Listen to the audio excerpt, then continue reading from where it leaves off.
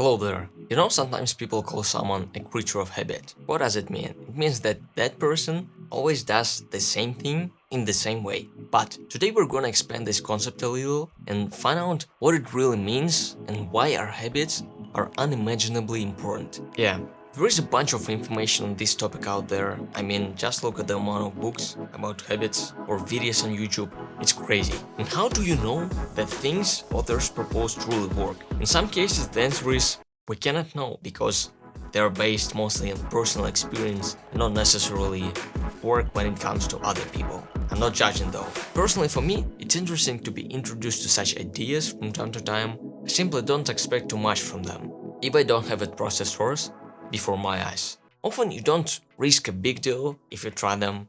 Experimenting may be exciting and insightful. So, how am I different? What am I supposed to bring to the table? Actually, I'm glad if you're a little skeptical about it. I will use scientific findings as a cornerstone for today's video. Man, good thing we have science. It's something people have come up with trying to get closer to the truth. And science is not perfect. You know that, right? You can clearly tell that it is evolving. If you look at the ideas of ancient astronomers, people really thought that the Earth was at the center of our galaxy and that other planets and sun were revolving around it. Some first-grade students may think, how stupid is that? But I definitely shouldn't call names. To be honest, I don't believe I would think otherwise if I lived at that time. Considering sparse information about this topic, then just look at your phone. This invention would seem crazy for people in 1500. Or planes. The sky was considered unreachable and only in legends people could reach that altitude. But now it's not a big deal. You pay some money, buy a ticket, and here you are, in the middle of a cloud. But science moves on, and in long term, it leads to obtaining knowledge that was thought unachievable before. And I believe it's the beauty about it. Even modern science is not infallible, and it's especially important to interpret the findings right. And I promise I will do my best today and prove to you why you shouldn't overlook habits. And as usual, I will add captions of the sources I've used creating this episode. Habits.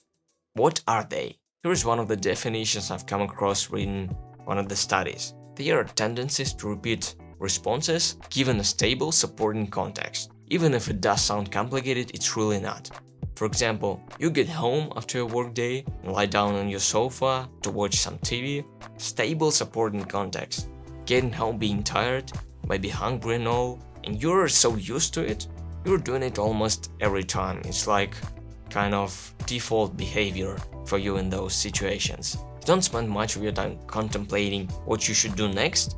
You already have a scenario in your head which you've been reinforcing for some time. It's thought that these patterns of response probably develop in the same way as any skill acquisition. In similar contexts, we tend to repeat our behavior. With repetition and practice, in a given setting, example which I've just mentioned, this activity becomes automatic and can be performed quickly in parallel with other activities and with allocation of minimal focal attention. And you know what? This is maybe the coolest part about habits. By requiring fewer cognitive resources for their operation, habits help us save these limited resources and free them for other tasks. This cognitive economy may turn out to be quite handy. And what is the first thing that comes to mind when the word habits is mentioned? In my case, it's brushing my teeth. Most of the time I don't really focus on this activity. I'm somewhere else in my head. I'm already thinking about my day, maybe the type of workout I want to do or whether I should have a breakfast first. There are lots of things that come to my head. Even though I'm quite occupied at that moment, applying toothpaste to my brush and then brushing my teeth. And by that resource allocation habits provide, they enable us to engage in other kinds of important, thoughtful activities such as rumination of past events and planning for future activities. It feels like autopilot sometimes. Sounds cool, to be honest. You're making yourself a cup of coffee, but you're not really here. You're not overloading your system with steps you've been doing for years. Fill and boil your kettle, add coffee to a cup, then pour hot water and then milk. At least this is what I usually do. I can't boast I don't use instant coffee.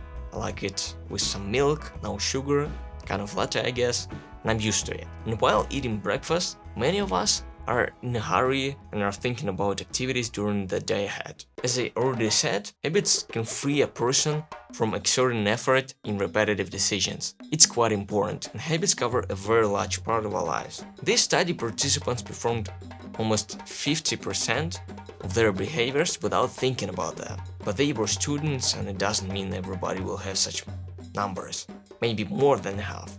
Environmental cues play a large role in habit formation. It's like anchoring. Your body looks for signals, and when it finds one, it realizes it's time to do it, man. That's how habit stacking is supposed to work. You orient your habits towards each other, and when one activity is done, it's time for the next one. I use it sometimes. It worked quite well for me when I was working on forming habits of journaling, meditating, and adding something to my note-taking system. I allocated a block of time in the morning after my skincare routine in order to get started doing some things.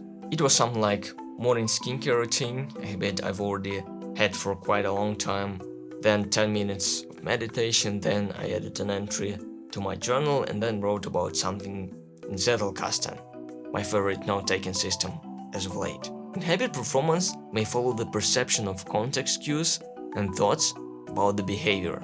I have a clear signal that I gotta start my meditating session. I applied sunscreen and I'm ready to go. And previously I sounded like habits are like superpowers, but it doesn't mean they won't lead you to the dark side, whatever you believe it is.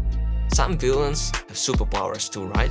But let's not get into that black and white dichotomy. I personally want habits that would help me live longer, happier, and be stronger. And there is a list of habits that can prevent me from moving in that direction. I don't want to tell you what habits exactly I'm talking about because you already know, and I don't want to stigmatize them. Don't really think that in order to be happy, you gotta copy my lifestyle. It's individual, and I don't judge. So it's not only about building good habits, but also breaking or avoiding forming bad ones. If you tend to do some activities that aren't exactly in line with your goals and values you want to have, non-deliberately, like on autopilot, it's too bad. That's why I'm gonna create a video on how you can break bad habits. If you're interested, you're welcome to subscribe, as always. Sometimes we make a habitual but unwanted choice. People often act out of habit even when it is in conflict with their intentions. That's the side of habits I'm talking about. Here is an interesting example. There was a study in which participants ate popcorn in a cinema, and habitual popcorn eaters were minimally influenced by their hunger or how much they liked the food. They ate equal amounts of stale and fresh popcorn. They did it out of habit. And those with weaker cinema popcorn eating habits ate because of motivations such as liking for that food. And it may happen to you while indulging yourself in activities which you know are detrimental for you. So here is the danger. You're used to it and you don't pay your attention. So return to the importance of habits. Think about your bucket list. There are maybe one-time stuff like skydiving and climbing Everest. I don't know about you, but I have some bucket list points about purchasing something expensive, or building a large investment portfolio, earning my first million, buying my dream car, a large house, buying real estate. There are some things like that. And when you look at those things, you may realize that it's crucial to analyze your habitual behavior. Things you've used to spending your time on. Let's talk about building muscle. I know it's a cliche, but I consider it the perfect example because the result is so clear. You look way bigger when you look at yourself in the mirror. And if you lift weights, you don't notice dramatic changes between two workout sessions. I mean, if you don't take pump into account. After your muscles calm down, they return to the kind of similar shape they were 2 days ago. But if you've just started training and you take one picture today and the other one year later, you will see dramatic changes, at least if you've been training right. Little by little, step by step, you hone your skill. And of course, it takes time and dedication. And habits can help us achieve our goals. They can build almost anything, brick by brick, and in several years, maybe decades, you're at the top of the world. Or at the bottom. It depends. The latter sounds quite sad. You will watch yourself slowly moving in the opposite direction from your dreams if you're investing into habits that undermine your success. Truly hope this video was helpful. subscribe if you want to see more, and definitely have a good day.